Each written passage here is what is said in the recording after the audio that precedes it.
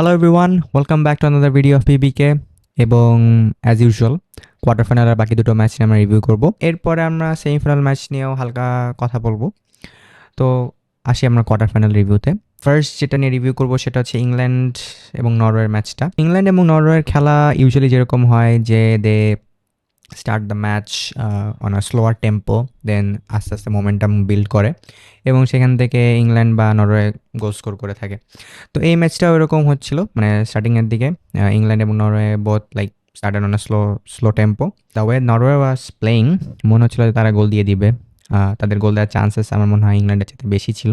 তো ম্যাচ নিয়ে বলার আগে আমার একটা মানে কনসার্ন ছিল যে নরওয়ে ব্রাজিলের এগেনস্টে যখন খেলছিল, তো তখন তাদের যে ওয়াইড ফরওয়ার্ড মানে উইংয়ে যারা খেলছিল সরলত এবং নুসা, তো তাদের পারফরমেন্স অত কনভিন্সিং ছিল না, যার কারণে সেকেন্ড হাফে দেখা গেছে যে শেলডারআপ এবং অস্কার ববকে আনা হয়েছিল। তো এই ম্যাচে নুসাকে বসিয়ে যখন শেলডারআপকে স্টার্ট করা হয়েছে, I was a bit surprise যে why not Oscar Bobb instead of Sorloth, because Sorloth ওই ওয়াইড ফরওয়ার্ড রোলে hasn't been effective for Norway. এবং আমার মনে হয় কোচের এই ডিসিশনটা একটু মানে ভালোই রং একটা ডিসিশন ছিল, যেটার কারণে তাদের পরবর্তীতে খেসারত দিতে হয়েছে। সো সেটা নিয়ে আমরা পরে কথা বলতেছি। তো গেন শোল্ডার আপ, তাকে কেন স্টার্ট দেওয়া হচ্ছে সে আবার প্রুভ করলো। সে একটা টাইট অ্যাঙ্গেল থেকে দুর্দান্ত একটা গোল দিল এবং there was a very very good goal and Norway took the lead with shoulder ups goal. তো নরওয়ে গোল দেওয়ার পরে ইংল্যান্ড ওয়ার লাইক ক্লুলেস যে হলোটা কি, আমরা গোল কনসিড করে ফেললাম কীভাবে। And again, Norway had another brilliant opportunity. Sorloth got the ball. He was running. It was a 2v1 situation যেখানে Haaland এবং Sorloth against John Stones. So Sorloth could have easily squared the ball off to Haaland, and Haaland finishes those chances anytime. Every day of the week, Haaland finishes those chances. But instead of squaring it off to Haaland, Sorloth decided to take the shot by himself. যতক্ষণে Sorloth শটটা নিল ততক্ষণে England were back in the defensive প্রস এবং তাদের defensive অ্যাকোলেটের মাধ্যমে তারা সরলতের ওই বলটা নালিফাই করে দিল। বাট আমার মনে হয় that was the biggest turning point, because if Norway took the lead of 2-0 just before half time, I think they could have killed the game. যখন ফার্স্ট হাফের একদম লাস্ট মোমেন্টে জুড বেলিংহামের একটা দুর্দান্ত সোলো এফোর্টে ইংল্যান্ড 1-1 ইকুয়ালাইজার নিয়ে second হাফে গেল। তো Jude Bellingham has bin the performer এবং লাস্ট ম্যাচে আমরা দেখেছি ইংল্যান্ডের হয়ে যে সেখানেও জুড বেলিংহামের জোড়া গোলের মাধ্যমে ইংল্যান্ড নেক্সট রাউন্ডে মানে কোয়ার্টার ফাইনাল পর্যন্ত এসেছে এবং কোয়ার্টার ফাইনালেও জুড বেলিংহামের গোলের কারণে ইংল্যান্ড সেমিফাইনাল পর্যন্ত চলেছে। So Jude Bellingham has been clutch for England, not just this World Cup, even যদি ইউরোর কথাও বলি, লাস্ট ইউরোজেও জুড বেলিংহামের এরকম ক্রুশাল মোমেন্টে গোলের কারণে কিন্তু ইংল্যান্ড ফাইনাল পর্যন্ত খেলার সৌভাগ্য পেয়েছিল। So yeah, huge performance by Jude Bellingham.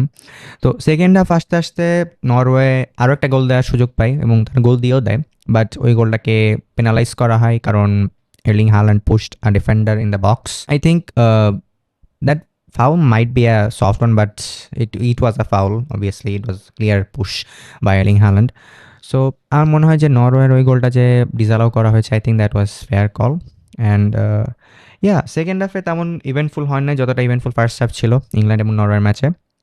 এবং ফলশ্রুতিতে খেলাটা এক্সট্রা টাইমে গেল এবং এক্সট্রা টাইমের 93rd মিনিটে যাওয়ার পরে again Jude Bellingham converting his second goal from a rebound and England wins the match 2-1। So England is going to the semifinal and তাদের যে অপোনেন্ট হবে সেই অপোনেন্ট হচ্ছে none other than the world cup champions, defending world cup champions Argentina.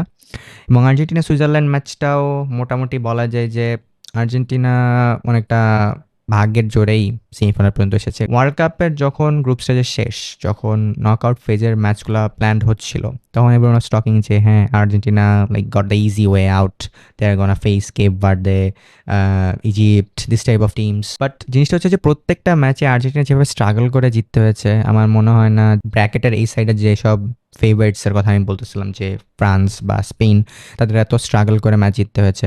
আসলে France তো like they just almost destroying everyone. প্যারাগুয়ের ম্যাচটাও তারা অনেকগুলো গোল দিতে পারতো। প্যারাগুয়ে তো ফুটবল খেলতে আসেন, তারা রেসলিং করতে এসেছে, যাই হোক। তো আই থিঙ্ক যে Argentina so far has been a bit lucky, I would say. অনেকে বলবো যে রিগড অ্যান্ড ওই সব ডিসকাশন আমি যেতে চাইতেছি না, বাট আমার মনে হয় যে আর্জেন্টিনা হ্যাজ বিন লাকি।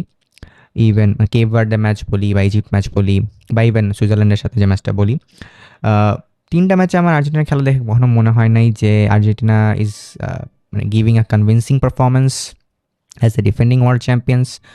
আর্জেন্টিনার খেলা ওই মেসি কেন্দ্রিক। যেদিন মেসি মানে ওইভাবে পারফর্ম করতে পারতেছে না, সেদিন আর্জেন্টিনার স্ট্রাগল খুব ভালোভাবে মানে ভিজিবল হয়। অন্যান্য দিন তো Messi he bails out Argentina every time. But যেদিন আর কি মেসি থেকে পারফরমেন্স আসতেছে না, ওই দিন আর্জেন্টিনা কত এক্সপোজ হয় এটা আমরা টাইম টু টাইম দেখছি ইন দ্য নকআউট ফেজেস। তো সুইজারল্যান্ডের ম্যাচে again Mac Allister got an early goal in the 10th minute এবং আর্জেন্টিনা ওই শুরুর 10 মিনিটের মধ্যে একটা লিড নিয়ে নেয় এবং লিড নেওয়ার পরে Argentina rather than building on that lead I think they were bit casual এবং Switzerland they got most of the position.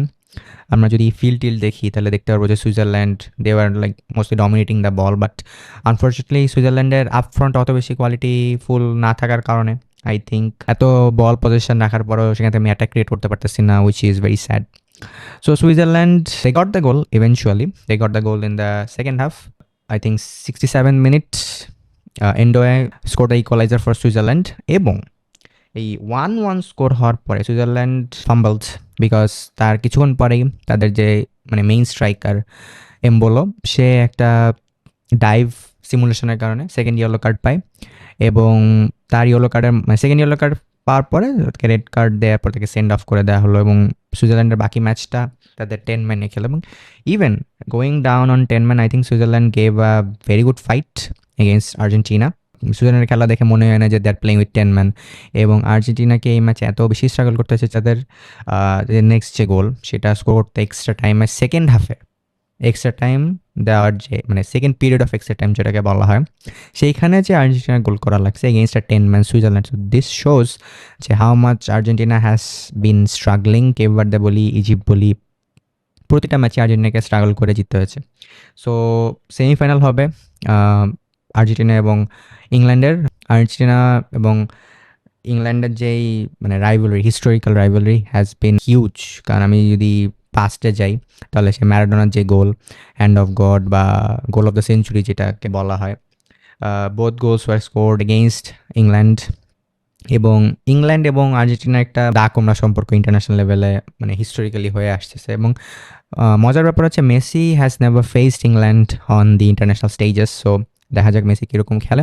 তো আই থিঙ্ক সেমিফাইনাল যে 4টা দল এসেছে France, Spain, Argentina and England, they are like the top 4 teams in the ranking, FIFA ranking. I think very good semifinal হবে specially France এবং Spain, because আমি টুর্নামেন্টের শুরু থেকেই আমি বলে আসতেছি যে France is I think the clear favourites to win the world cup.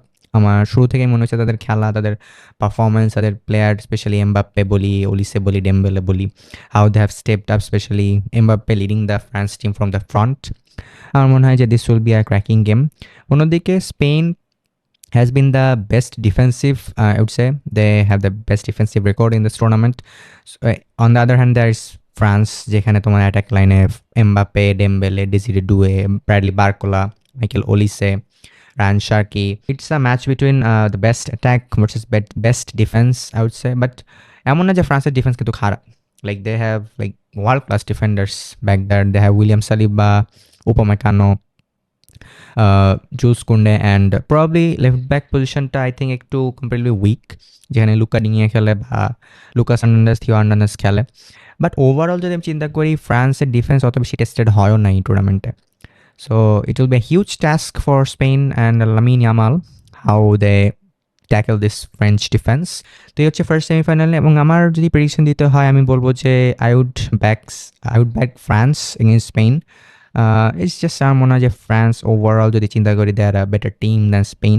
দেখা যাক এখন কী হয়, বাট আমার prediction I will go with France. And other match it's England versus Argentina. তো আমার মনে হয় যে Argentina they have been very lucky throughout this knockout phases, I would say. তাদের কারণ তাদের performance was not convincing unlike Spain or France.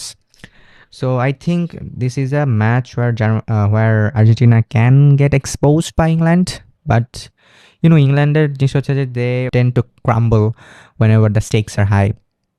এটা আমরা স্পেশালি যে ফাইনালগুলো খেলেছে, ইভেন ওয়ার্ল্ড কাপের সেমিফাইনাল বলি বা ইউরোর ফাইনাল বলি, দুইটা ইউরোর ফাইনাল হারায়। তো second semifinal England Argentina, my prediction will be I do want to go with England, because I think England might expose Argentina in the semi-final. So my finals will be France versus England. Overall যদি বলি যে this World Cup has been very enjoyable one. মানে USA তে world cup হবে এটা নিয়ে অনেক বেশি মানুষজনের কমপ্লেইন ছিল ফার্স্টের দিকে যে কেমন হবে না হবে, but I think world cup has delivered and it has delivered us some great memories.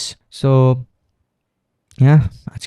আজকের মতো I think we have talked enough about quarter finals and semi-final prediction নিয়ে আমরা কথা বলে ফেলেছি. ভিডিও ভালো লাগলে লাইক করবেন, আপনার অপিনিয়ন কমেন্টে জানাতে পারেন এবং চ্যানেলের প্রথমবার হলে সাবস্ক্রাইব করবেন, কারণ ওয়ার্ল্ড কাপ যেহেতু শেষের দিকে এখন বাকি ম্যাচগুলোর রিভিউ নিয়ে আমরা আলোচনা করব, সেমিফাইনাল ফাইনাল প্রত্যেকটার জন্য আমরা আলোচনা করব এবং ওয়ার্ল্ড কাপ শেষ হওয়ার পরে হিউজ একটা ট্রান্সফার মার্কেট হবে সামনে, সেগুলো নিয়ে আমরা আলোচনা করব. So stick around, stay tuned for that and piece.